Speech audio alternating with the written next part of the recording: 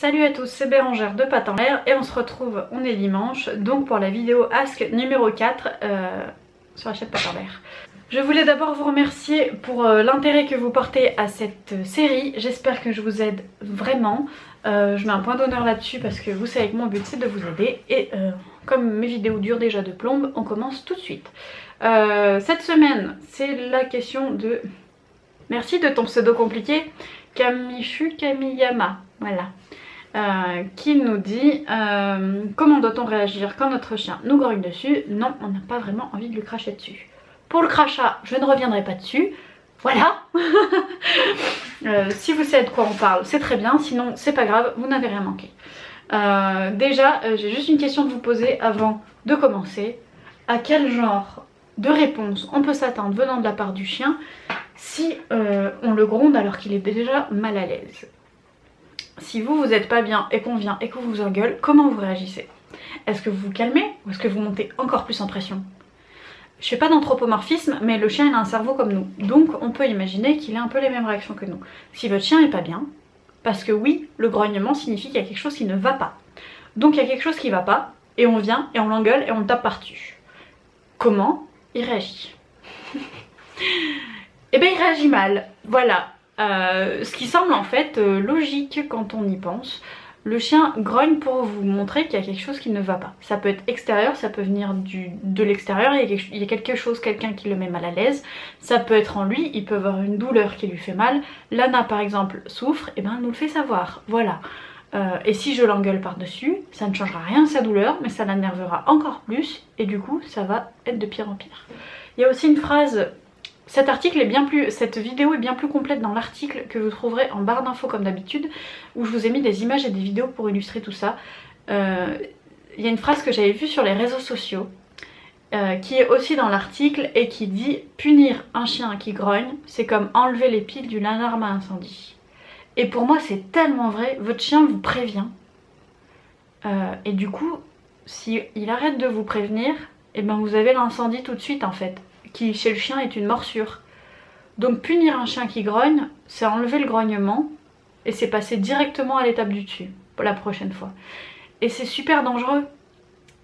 Alors qu'en fait le grognement c'est pas quelque chose de malsain, c'est juste un signe qu'il faut comprendre et il faut traiter la source. Le grognement c'est la conséquence. Quand votre chien grogne, il faut juste trouver la cause. Parce que sinon vous risquez de graves accidents en y allant par la violence. Votre chien n'a pas notre morale qui nous dit là t'es trop violent, ça va trop loin, arrête-toi. Votre chien non, c'est un animal, c'est un chien. On a beau dire c'est un chien domestique, c'est un chien. Donc votre chien il ira toujours un cran au-dessus de vous au niveau de la violence. Sauf si vous le mettez en état de détresse acquise. L'état de détresse acquise, c'est un état où le chien subit ce qui lui arrive, où il se dit qu'il ne peut rien faire et qu'il subit. Jusqu'au jour où c'est trop, et où le chien mord parce que c'est trop, il a trop subi, il n'arrive plus à être dans cet état. C'est un état qui est très grave, où le chien ne réagit plus, n'a souvent plus d'envie de vivre, et c'est très grave. Là aussi, dans l'article, vous avez une vidéo d'une expérience qui a été faite sur des humains pour illustrer cet état de détresse acquise. Et franchement, c'est super impressionnant. Donc je vous mets tout en barre d'infos, vous allez juste cliquer sur le lien de l'article et vous aurez l'image avec la phrase de l'alarme à incendie, la vidéo et encore d'autres informations que je vais vous dire. Donc l'état de détresse acquise, c'est un concept qu'il faut bien comprendre et une fois que vous l'avez compris et que vous l'avez vu illustré dans cette vidéo, et ben les chiens vous les voyez pas de la même manière après, ceux qui se font éduquer de manière agressive. C'est des chiens qui sont renfermés sur eux-mêmes et qui n'ont pas cette joie dans les yeux, rien que ça, qui n'ont pas cette joie dans l'expression qu'ont d'autres qui ont été éduqués de manière plus respectueuse. Pareil pour un chien qu'on rééduque, beaucoup mettent les chiens dans cet état pour qu'en fait le chien ne réagisse plus et qu'on dise c'est bon, il réagit plus, c'est fait, oui. Comme l'alarme à incendie, on a enlevé la conséquence, mais pas la cause. Donc un jour, il se peut que ça redéconne. Et si ça redéconne pas, et ben en fait on a juste mis le chien mal à l'aise pour le restant de ses jours. Voilà, ça revient à ma vidéo, la dernière de vendredi, où je disais quelle relation on veut avec son chien. Si on veut cette relation là où le chien est une sous-merde, excusez-moi du terme mais j'en ai pas d'autre, et que le chien il doit ne pas réagir parce qu'un chien qui grogne c'est pas bien, parce qu'un chien qui fait ci c'est pas bien, et ben il réagit plus, d'accord? Mais à quoi ça sert d'avoir un chien? Voilà, tout simplement. On a aussi à notre disposition, là aussi dans l'article, l'échelle de l'agressivité qui nous montre que le grognement est quand même haut dans l'échelle de l'agressivité, c'est-à-dire pour vous dire, au-dessus du grognement, on a juste le claquement de dents et la morsure. Donc c'est-à-dire que si vous enlevez le grognement en punissant, eh ben il nous reste le claquement de dents et la morsure, vous choisissez celui que vous préférez. Moi personnellement, Lana qui souffre, oui, il y a quelques jours, Lana a une dysplasie des 2 hanches.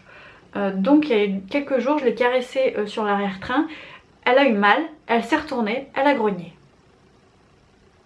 Et ben qu'est-ce que j'ai fait? Je vais vous le dire.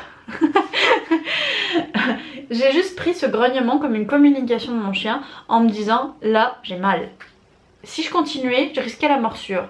Ce serait débile de ma part d'aller jusqu'à la morsure. Je me mets mal moi parce que ça peut être dangereux. Vous avez vu la taille des dents d'un chien?